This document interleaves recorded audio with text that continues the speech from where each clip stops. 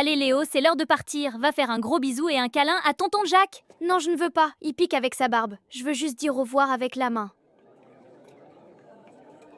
Oh bah dis donc, tu rends tonton très triste là. Je t'ai acheté des cadeaux à Noël et toi tu me refuses un petit bisou? Quel méchant petit garçon! Mais tonton, je veux pas. Jacques, arrête. Léo, arrête de faire ton timide, tu nous fais honte. Va faire ce bisou tout de suite ou tu seras puni en rentrant.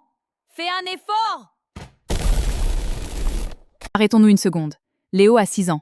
Il a posé une limite claire sur son propre corps. Mais au lieu d'être protégé par sa mère, il est culpabilisé, manipulé et forcé de se soumettre pour faire plaisir à un adulte. Bonjour, je suis Elisabeth.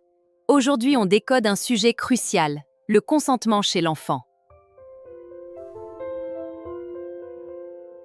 On va comprendre comment la société brise les limites émotionnelles des enfants sous couvert de politesse et pourquoi forcer un enfant à faire un bisou fabrique des adultes incapables de se protéger. Le corps ne lui appartient pas. Ce qui vient de se passer avec tonton Jacques n'est pas une question de politesse, c'est une question de pouvoir.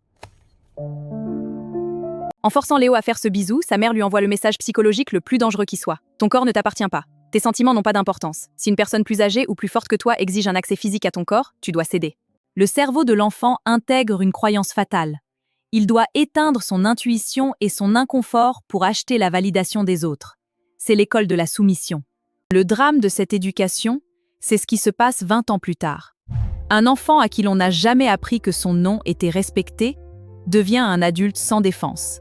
C'est la jeune femme qui n'ose pas repousser un rendez-vous insistant, parce qu'on lui a appris qu'être gentil importait plus que sa sécurité. C'est l'employé qui accepte les humiliations de son patron, persuadé qu'il doit arrondir les angles pour ne pas faire de vagues. Comment voulez-vous qu'un jeune adulte trouve la force de fuir une relation toxique si la première fois qu'il a dit non à l'âge de 6 ans, sa propre mère l'a puni? Le non est un muscle. Alors, comment changer cela? Que devez-vous faire en tant que parent? Vous devez devenir le garde du corps des limites de votre enfant. Le consentement est un muscle, il doit s'entraîner tôt. Si tonton Jacques est triste de ne pas avoir de bisous, c'est le problème de tonton Jacques. Un adulte mature n'a pas besoin de forcer l'affection d'un enfant de 6 ans pour gérer son ego.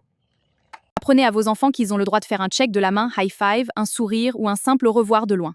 Un enfant qui apprend très tôt que son corps lui appartient en toutes circonstances, c'est un enfant qui sera protégé à vie contre les prédateurs. A-t-on forcé vos limites corporelles quand vous étiez petit sous couvert de politesse? Racontez-le-moi en commentaire.